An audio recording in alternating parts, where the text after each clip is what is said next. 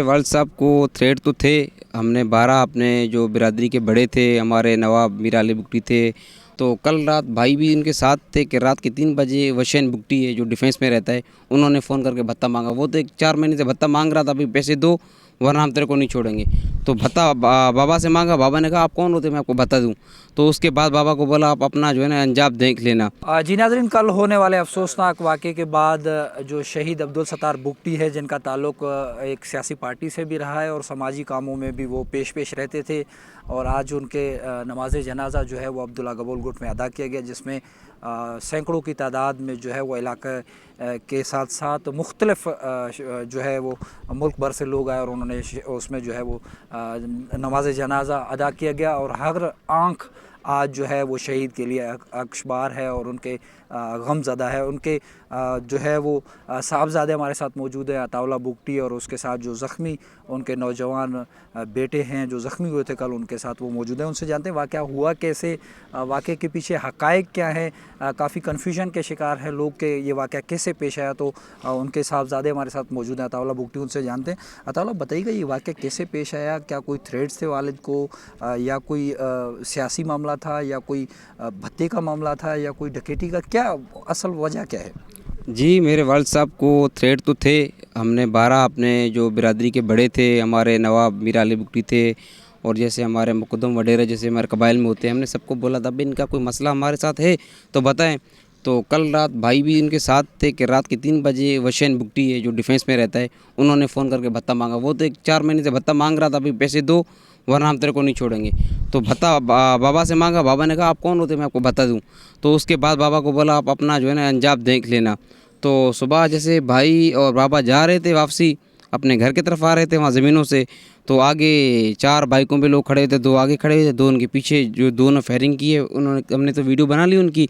और एक गाड़ी मकसूद जो जिनको लेकर आया था वो गाड़ी उनकी खड़ी हुई थी पीछे। तो वो जो रिकॉर्डिंग थे बाबा के मोबाइल में, तो वो भी साथ में अपने लेके गए। अब हम अपने आईजी सिंध से और डीजी रेंजर से हम मुतालबा करते हैं कि ऐसे दहशतगर्दों को गिरफ़्तार करें और इनके कैफ़रे किरदार तक पहुँचाएँ। मेरे शहीद बाबा का खून रज़ा नहीं जाए। मुझे उम्मीद है कि हुकूमत मेरा पूरा एतमाद करेगा और पूरा मेरा साथ देगा। अच्छा, आपके वालिद साहब को जब थ्रेड्स मिले, कॉल्स आई, तो उनका किसी सियासी जमात से ताल्लुक़ है, या किसी वो नवाबों के फैमिली से ताल्लुक़ रखते हैं, या वो उनका नाम इस्तेमाल कर रहे हैं? वो हैं तो बेसिकली नवाब अकबर खान बुगटी का नाम इस्तेमाल करते हैं कि हम उनके भतीजे हैं। अभी नवाब अकबर खान बुगटी के 200 भतीजे हैं कि सब हमारे नवाब थोड़ी ना है। अब वो ये समझते थे यहाँ पे मेरे पापा जिरगा वगैरह करते थे, जो उनकी दुकानदारी थी वो बंद होती थी, तो वहाँ पे 10-20 हज़ार रुपये से चूना लगाते थे कौम को, और यहाँ पे जो मेरा बाबा जान हर मसाइल में हर गरीब कौम के साथ खड़े होते थे।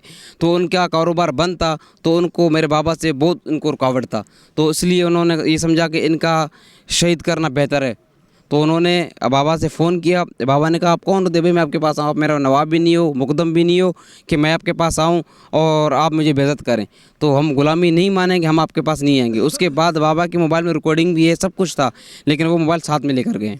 अच्छा, एफआईआर लॉन्च हो चुकी है, कितने लोग उसमें नामिनेट आपने किए हैं, और क्या तवक्को रखते हैं कि उनकी गिरफ़्तारी होगी? आप पुलिस जो काम कर रही है उससे कितना % मुतमईन है?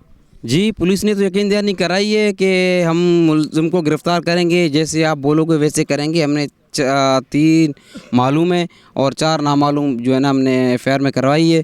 तो उन्होंने 24 घंटे का टाइम दिया है, तो इंशाल्लाह गिरफ़्तार होंगे। इन्वेस्टिगेशन से मुतमईन है अभी तक जो पुलिस कार्रवाई कर रही है? जी, अभी तो मुतमईन है, आगे चल के इंशाल्लाह देखेंगे। अच्छा, पुलिस अगर कार्रवाई नहीं करती, या कोई सियासी नज़र हो जाता है या दबाव आ जाता है केस में, तो अगला लाएअमल क्या होगा आपका? तो हमारा यही है कि गरीब आवाम, जो गरीब लोग कहाँ जाएंगे? अगर गवर्नमेंट नहीं सुनेगी तो रोडों पे निकलेंगे, हम सुपर हाईवे बंद करके बैठ जाएंगे जब तक हमारे मुलज़िम गिरफ़्तार नहीं होते। कल भी हम सुपर हाईवे बंद करते, मैं यकीन दहानी करवाई थी कि आप कुछ ना करें, हम आपके लोग गिरफ़्तार करेंगे। तो हमने इसलिए कि उनको 3-4 दिन का टाइम दिया, उन्होंने कहा हम सारा कार्रवाई करके हम आपको बंदे ला के पेश करेंगे।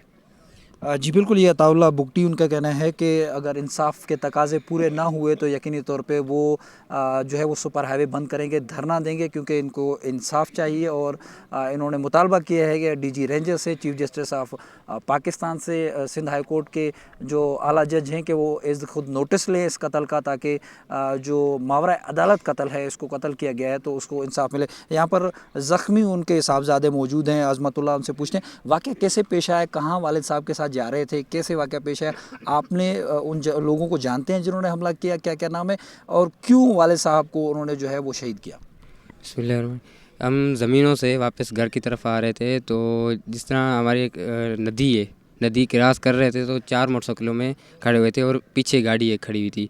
तो उन लोगों ने फायरिंग शुरू की, बाबा जान को शहीद करके फिर मुझे ज़ख्मी किया। उसके बाद जो है ना, फिर उन्होंने पीछे मुड़ के देखकर फिर डरावा दिया पिस्टल का, फिर आगे निकल गए वो लोग। मेरे बाबा जान के मोबाइल में रिकॉर्डिंग्स भी थी, तो उन्होंने फिर वापस आए, वो मोबाइल उठाया, फिर वो फ़रार हो गए। और उनकी हमने वीडियो भी बनाई है। वीडियो में फिर भाईजान को मैंने वीडियो सेंड की, भाईजान ने भी देखा, हमने फुल मतलब कि पहचान लिया उन लोग को। उनको कितनी गोलियां उन्होंने फायर की, आपको कितनी गोलियां लगी? टोटल उन्होंने 15 फायर किए हैं, जिसमें से 6 बाबा को लगी और 3 मुझे लगी। तो बाकी जो है ना हवाई फायर करते गए और खुशी मनाते गए। अच्छा, आपके बाबा जान मौके पर ही वहाँ पे शहीद हो गए या उनको हॉस्पिटल दौरान इलाज के दौरान वो शहीद हुए?